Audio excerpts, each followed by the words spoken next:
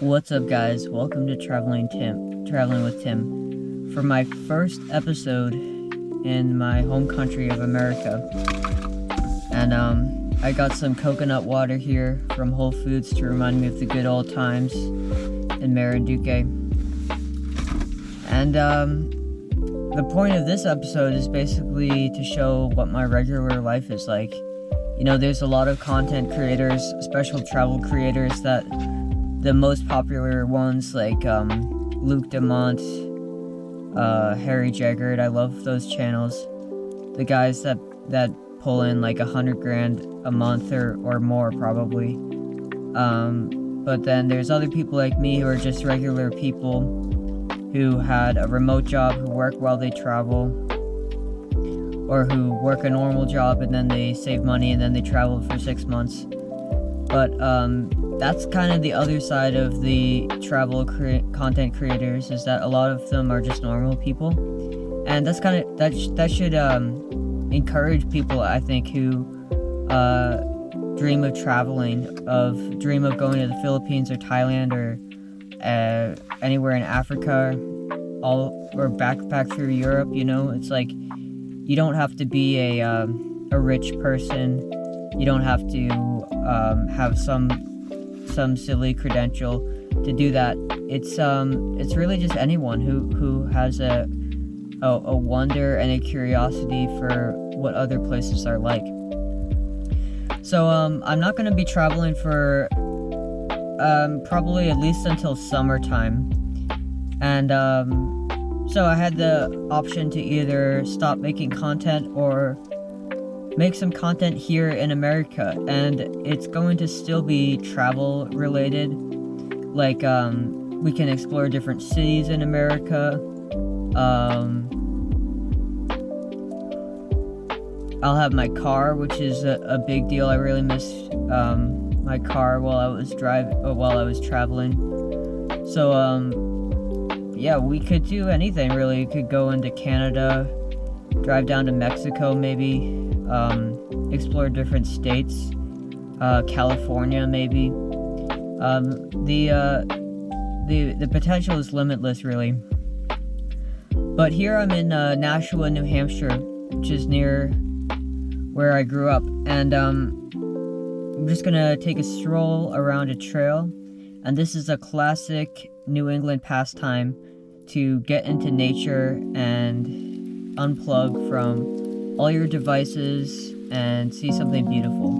So let's get going. I'm at a place called Kingfisher Trail in Nashua. So although I'm in Nashua, which is likely the biggest city in New Hampshire, it's like even the New England cities, like with the exception of maybe Boston, is like they're not very big, you know? Like it doesn't take, you just drive 5 or 6 minutes and you're out of the city and into these woodland areas. And it's been snowing.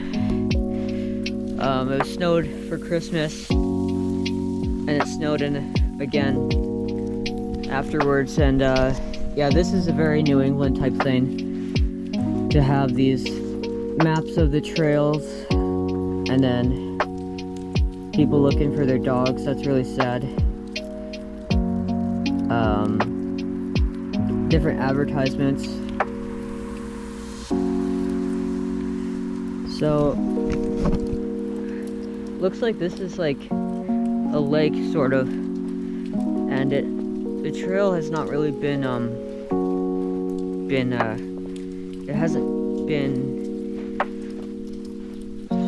plowed or shoveled or anything, so I'm probably gonna get really cold.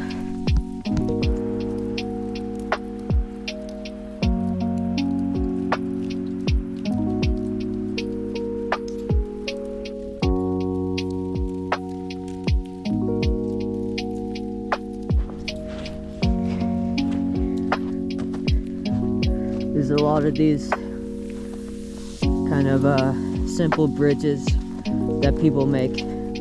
A lot of times it's Boy Scouts and people like that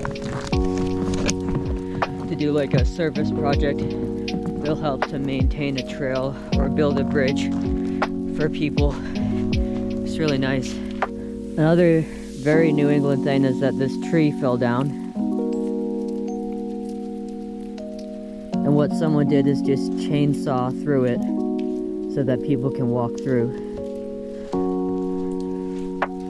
And then weaving together sticks like this. This was probably like kids that were playing outside, building forts. And that was a big part of my childhood and a lot of fun. You can also see there's many dog footprints along the trail. Now that's a very nice sound. The sound of running water. There's a little creek over there.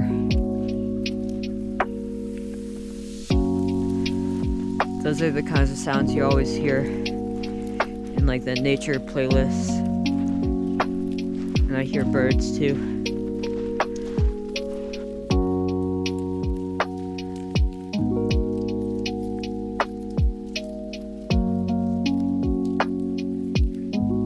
And here's all the telephone lines, guys. It's kind of funny, like a lot of these technology is antiquated. So much as 5G and cellular. Something different about New England is the power usually stays on. You usually don't lose power. Where in Mariduque, I had a blackout almost every week. It's fine if you have a generator, but even if you don't have a generator, it's not the end of the world. But in New England, and actually this happened a lot, like in my grandparents' generation and before, that if you lost power, a lot of people would die from the weather. You know, if you don't have heating here, you're really in trouble. Yeah, here you can see more stonework. Guys, it's pretty interesting. They take such different shapes of stone, and they lay it perfectly. It's really a wonder to me. The other thing about New England is that it's a very creepy place. If you grew up here, you'll know what I mean. But there's so much history here in terms of the first settlers coming from England, landing here in New England, and with like witch trials and starvation and fighting the indigenous American Indian populations. And then the frost of how cold it gets. It really feels creepy, especially when you're out in the woods by yourself. Yeah, I don't know if you have this in your country, but like, especially when the snow is there, it just mutes everything. So like a silence that is like unlike any other place I've been. It's completely quiet. And I love it. It's almost like if you go into a recording studio and they have like the padded walls and floor, it's almost like that. The snow has that type of effect. In the Philippines, I didn't have a refrigerator, so I was always trying to preserve I couldn't really preserve anything. So when I bought fish, I had to like make soup or eat it that day. But in New England, it gets so cold out here that you can actually just use your front porch or your yard as a refrigerator. It will keep anything fresh. That's a nice shot of the moon there through the branches of the tree. Looks like it's about a half moon right now. It's part of what I meant when I said that New England is very creepy. Like, I saw something moving in the bushes there, and it's like, it's probably just a squirrel, right? But it's the unknown that makes it creepy. Yeah, it is already starting to get dark now. It will be completely dark within an hour, so I'm gonna start heading back to the car. That's one of the downsides here in this region, is that it gets dark around 5 p.m. this time in late December.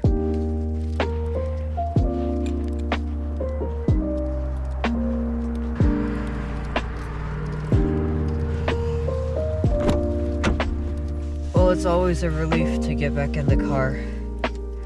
It's nice and warm in here. You know, that's one of the reasons why when I was on the car hunt, I bought a gas engine.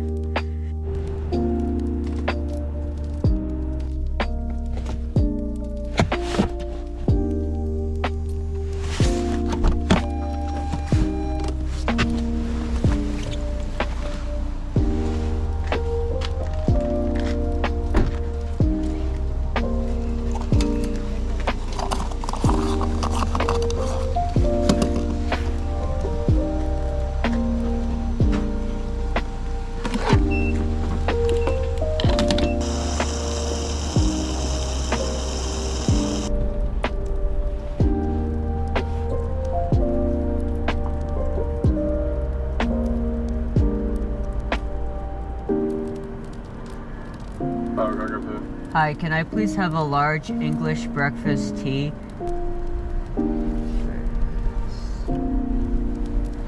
So that's another big deal in American New England culture, is going through the drive-thru.